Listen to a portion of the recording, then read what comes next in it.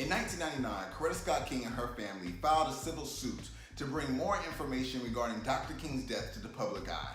The jury ruled that the local, state, and federal government officials were involved in his assassination.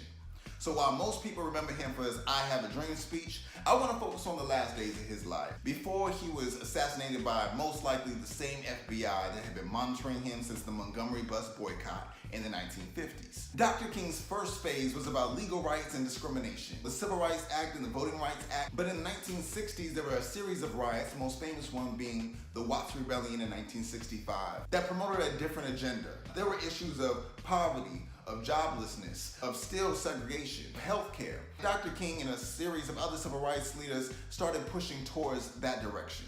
And so Dr. King really promoted a second phase, economic equality. The first New Deal in the 1930s, a lot of black people were excluded from.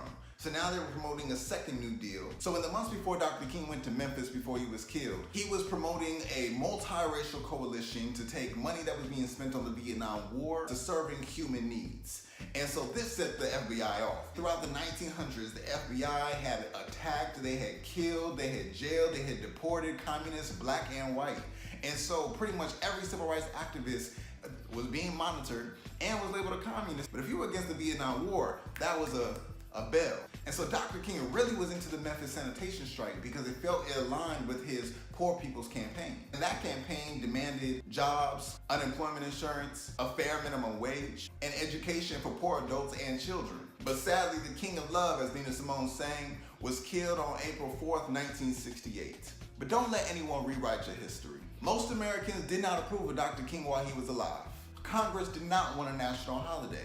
It was the King Center, fueled by Stevie Wonder's song, "Happy Birthday," that really brought MLK Day to become a national holiday in 1983. Yet, different states called it different names. It was not until 2000 that all 50 states actually called it MLK Day. Some states actually celebrate the Confederacy on the same exact day. So this is not a day of kumbaya where we celebrate that people of different backgrounds can live next to each other. Segregation and gentrification has shown that that doesn't really happen. This is a day when we build ourselves up in the black community and we use multiracial coalitions to build up the descendants of slaves without reparations, to build up the people whose citizenship is in question because they're brown instead of white, to build up the people whose sexual orientation has gotten them discriminated against and killed, and to build up those who are unfortunate without jobs and without shelter.